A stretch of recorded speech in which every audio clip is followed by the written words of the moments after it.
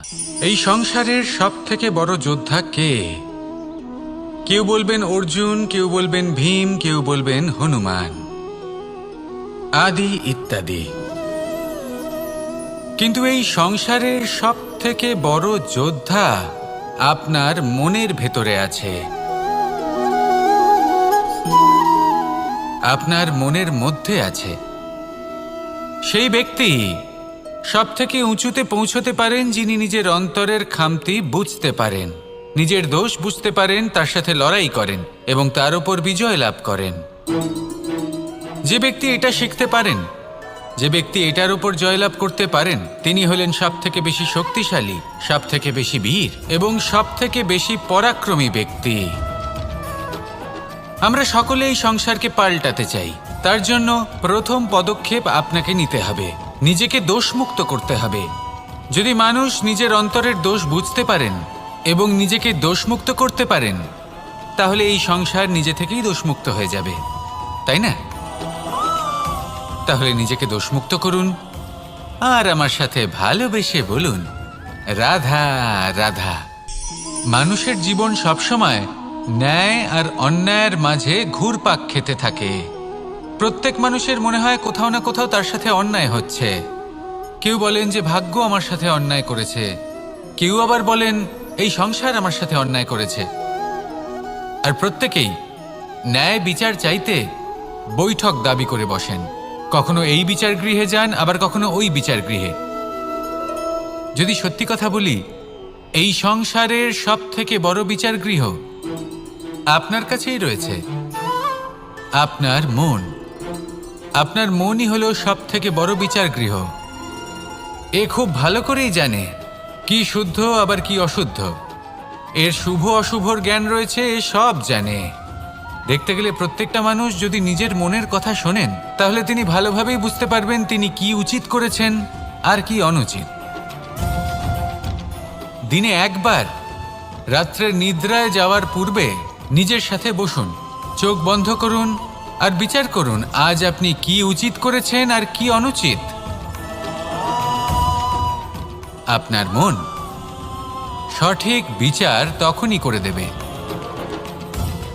আসুন আমার সাথে ভালোবেসে বলুন, রাধা রাধা।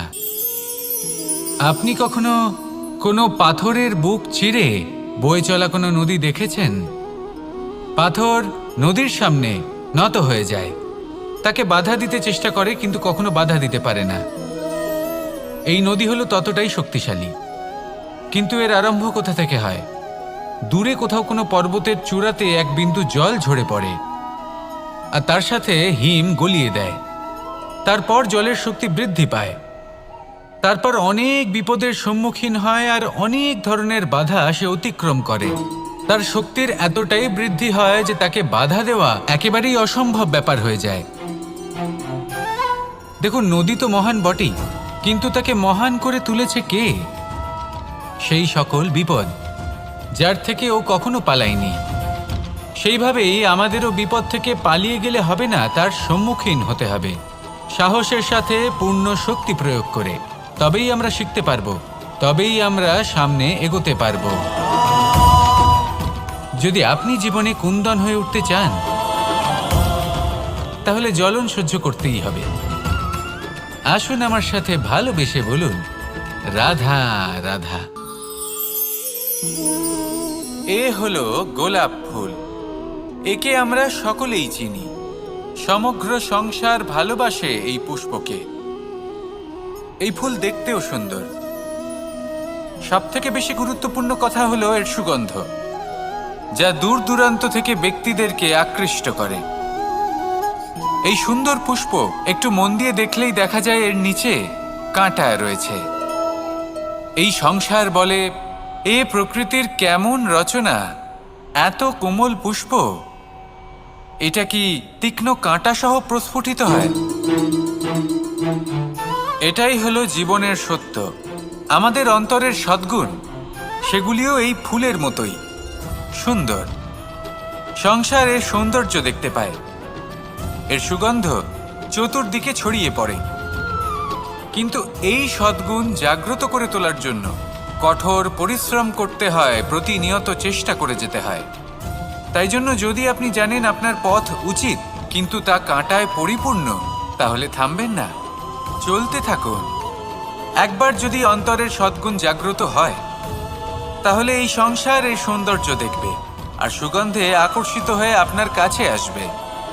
এই মন, এই জীবন প্রসন্ন হয়ে বলবে, রাধা রাধা। মোহনের বাঁশির এই সুর, এই সঙ্গীত কার না পছন্দ হয়, সবারই খুব ভালো লাগে। এবার এই সুর আসে কোথা থেকে? কেউ বলবেন কৃষ্ণের হৃদয় থেকে। সত্য কথা, এই সুর হৃদয় থেকে নির্গত হয় এবং প্রকট হয় এই বাঁশি থেকে। এই বাঁশিটাকে দেখুন, এই ছিদ্রগুলি দেখুন, প্রত্যেকটা সুর থেকে নিজস্ব একটা স্বর নির্গত হয়। এবার যে ব্যক্তি এই সমস্ত সুর এবং স্বর বুঝতে পারেন, এতে নিপুণ, তিনি এই বাঁশির দ্বারা যে সুর নির্গত করবেন তা তো মধুর অবশ্যই হবে। এবার জীবনের সাথেও কিছুটা এরকমই ঘটে। জীবনের কিছু নীতি থাকে, অর্থ, কুটুম্ব এবং আধ্যাত্মিক। যদি জীবনের প্রত্যেকটা মুহূর্ত সুখময় হয় এরকম আপনি চান, তাহলে এই তিনটি নীতিতে আপনাকে নিপুণ হতে হবে। কোনো একটি বিশেষ নীতির প্রতি যদি আপনি বেশি ঝুঁকে পড়েন, তাহলে বাকি দুই নীতি থেকে যা সুখ লাভ করা সম্ভব তা পারবেন না। ধন অর্জন করতে হবে পরিবারের জন্য, পরিবারের সুখ মনের শান্তির জন্য, মনে শান্তির প্রয়োজন মনের শুদ্ধতার জন্য। যখন এই মন শুদ্ধ হবে, জীবন শুদ্ধ হবে, পবিত্র হবে, সুন্দর হবে এবং ভালোবেসে বলবে, রাধা রাধা। জল, এ হলো জীবনের আধার পঞ্চতত্ত্বের মধ্যে একটি, আর অত্যন্ত বিশেষ। এর থেকে অনেক বড় শিক্ষা পাওয়া যায়। এই জল, গন্তব্যের বিষয়ে এর স্পষ্ট ধারণা আছে। ও জানে ওর লক্ষ্য কি, আর প্রয়াস করে ততদূর সে পৌঁছেও যায়। এটি পর্বত থেকে বয়ে নিচে নেমে আসে, নদীর সাথে সমাহিত হয়ে তার সাথে বয়ে চলে, চিরসবুজ বনানী গড়ে তোলে, প্রাণীদের তৃষ্ণা নিবারণ করে, সামনে এগিয়ে চলে, মানুষের সাথে মিলিত হয়। যারা একে বাঁধের মধ্যে বেঁধে রাখতে চেষ্টা করে, সে বন্দি দশাতেও থেকে যায়, মানুষের কল্যাণ করে। তারপর বাঁধ থেকে মুক্তি পেয়ে এগিয়ে চলে, কোথাও ধাক্কা খায়, কোথাও বাধা পড়ে, কোথাও যদি পথ খুঁজে না পায় তাহলে পথ খুঁজেই নেয়, আর যেখানে পথ থাকে না সেখানে পথ বানিয়ে নেয়, আর শেষ পর্যন্ত নিজের লক্ষ্যে পৌঁছেই যায়, অর্থাৎ সমুদ্রে গিয়ে সমাহিত হয়ে যায়। আমাদেরও কিছুটা এরকমই হয়ে উঠতে হবে। যেখানেই যাবেন সকলের কল্যাণ করুন, সামনে এগোন। আপনি কোথাও পড়ে গেলে, ধাক্কা খেলে আঘাত লাগবেই, উত্থান পতন লেগেই থাকে। সামনে এগোতে থাকুন। কোথাও পথ না পেলে তা খুঁজে নিন, কোথাও পথ না থাকলে তা বানিয়ে নিন। নিজের গন্তব্যের কথা সবসময় মনে রাখুন। শেষ পর্যন্ত নিজের মোক্ষ লাভ আপনি অবশ্যই করবেন। আর আমার সাথে ভালোবেসে বলুন, রাধা রাধা। জীবনের প্রত্যেক মুহূর্ত আমাদের কিছু না কিছু শিক্ষা দেয়, নির্ভর করছে আমাদের দৃষ্টিভঙ্গির ওপর। যেমন নদী হলো আমার অত্যন্ত প্রিয়, নদীতে ভ্রমণ করতে আমার খুব ভালো লাগে। কি বলেন? নদীতে সবসময় নতুন কিছু থাকে, ও পুরনো কিছুই নিয়ে বসে থাকে না, সবসময় প্রবাহমান, কখনো থামে না। ততক্ষণ থামে না যতক্ষণ না সাগরে গিয়ে সমাহিত হচ্ছে। ঠিক এইভাবেই আমাদেরও উচিত নিজের জীবন অতিবাহিত করা, নদীর মতো, প্রত্যেক মুহূর্ত নতুন। তাই সেইভাবেই জীবনযাপন করুন। পুরনো কিছুই একত্রিত করে রাখবেন না, বিগত স্মৃতির মাঝে নিজেকে হারিয়ে ফেলবেন না। এই যে বর্তমান, এই যে মুহূর্ত, সেটাই হলো সর্বশ্রেষ্ঠ। এর মাঝেই জীবনযাপন করুন, নদীর মতো প্রবাহমান হতে শিখুন। আপনি শিখে গেলে তাহলে মনে রাখবেন, আমার আপনার মাঝে বিচরণ করতে বড়ই ভালো লাগবে। যে ব্যক্তি আনন্দের সাথে জীবনের প্রত্যেকটা মুহূর্ত অতিবাহিত করে কোনো চিন্তা ছাড়াই, প্রবাহমান হয়, কখনোই থামে না, যতক্ষণ না মুক্তি লাভ করছেন, এমন ব্যক্তির মধ্যেই রাধাকৃষ্ণ বসবাস করেন। তাহলে আসুন আমার সাথে ভালোবেসে বলুন, রাধা রাধা। সূর্যের প্রকাশ, অন্ধকারকে দূর করে দেওয়া সেই মহানায়ক। এই সূর্যের প্রকাশ যখন পৃথিবীতে এসে পৌঁছয় কি হয়? এই পৃথিবী জেগে ওঠে, প্রত্যেক প্রাণী জেগে ওঠে, মানুষ জেগে ওঠে, নিজের কর্ম করেন, জীবন যাপন করেন। এই ঘুমের মৃতপ্রায় স্থিতি কাটিয়ে উঠে জীবন যাপন করতে শেখেন। এটাই হলো প্রভাব সূর্যের প্রকাশের। এবার এই প্রকাশ যে সূর্যের থেকে পাই, তিনি কি করেন? তিনি নিজেকে জ্বালান আমাদের জীবন প্রদান করার জন্য। প্রত্যেকটা মুহূর্ত তিনি তাপ সহ্য করেন আমরা যাতে সেই প্রকাশ লাভ করি। এটাই হলো জীবনের সারমর্ম। যদি আপনিও এই সংসারে প্রকাশ ছড়িয়ে দিতে চান, তাহলে আপনাকেও তপ্ত হতে হবে, নিজে জ্বলতে হবে, সেই কর্ম করতে হবে যেটা কঠিন হতে পারে কিন্তু আসলে শ্রেষ্ঠ। তবেই এই সংসারের সেবা করতে পারবেন, সংসারকে পথ দেখাতে পারবেন।